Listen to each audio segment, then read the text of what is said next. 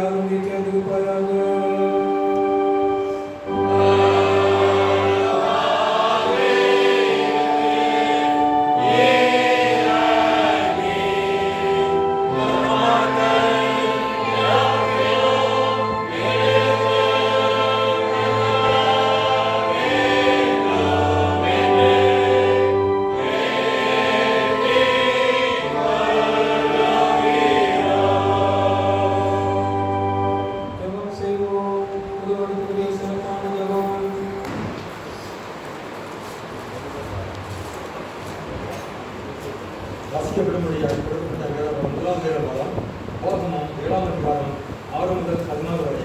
உபாகமம் 7ஆம் அதிகாரம் 6 முதல் 14 வரை. உன் தேவனாகிய கர்த்தருக்கு பரிசுத்த ஜனம் பூச்சக்கரத்தில் உள்ள எல்லா ஜனங்களிலும் உன் தேவனாகிய கர்த்தர் உன்னை தமக்கு சொந்தமாயிருக்கும்படி தெரிந்து கொண்டார்.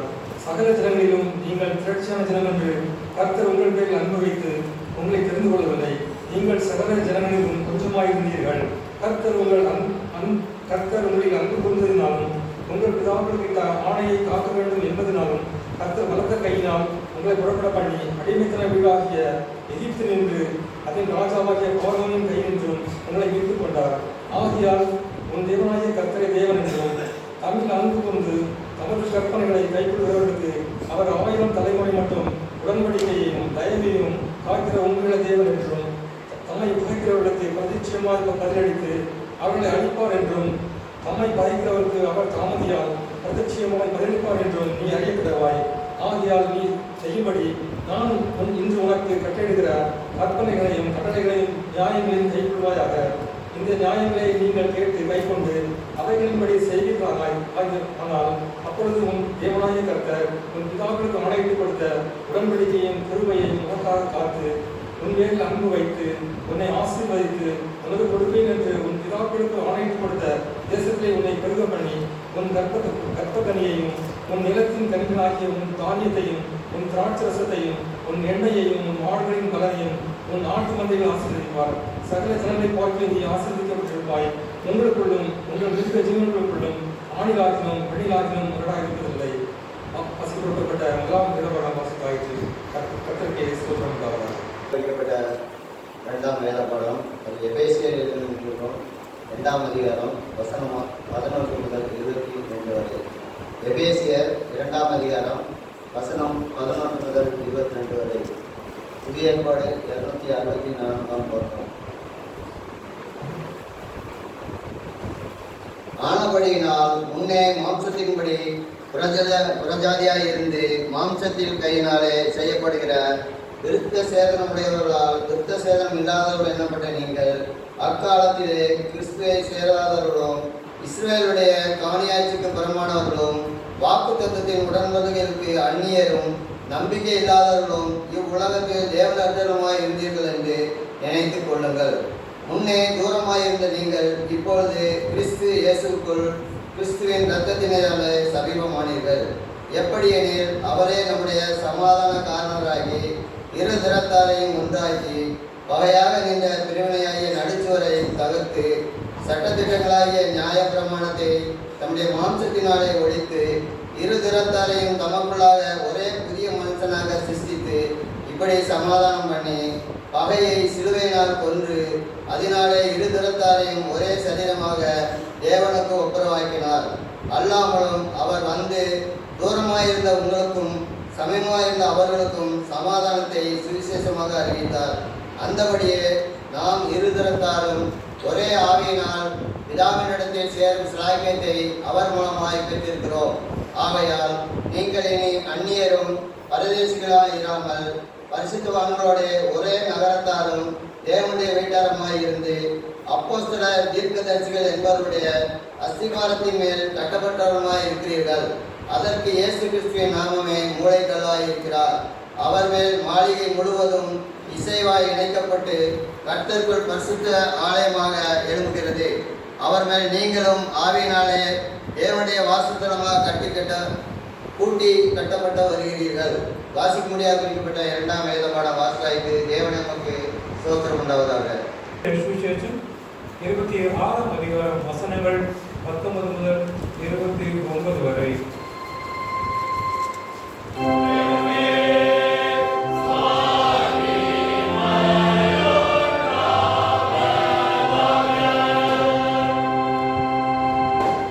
சுவிசேஷ பாடமாக பரிசுத்த மத்தேயு எழுதின சுவிசேஷம் 26ஆம் அதிகாரம் வசனங்கள் 19 முதல் 29 வரை. புதிய ஏற்பாட்டு 41ஆம் பக்கம். இயேசு கற்பித்தபடி சீஷர்கள் போய் பஸ்காவை ஆயத்தம் பண்ணினார்கள். சாயங்காலமான போது பன்னிரரோடு கூட அவர் தங்கியிருந்தார்.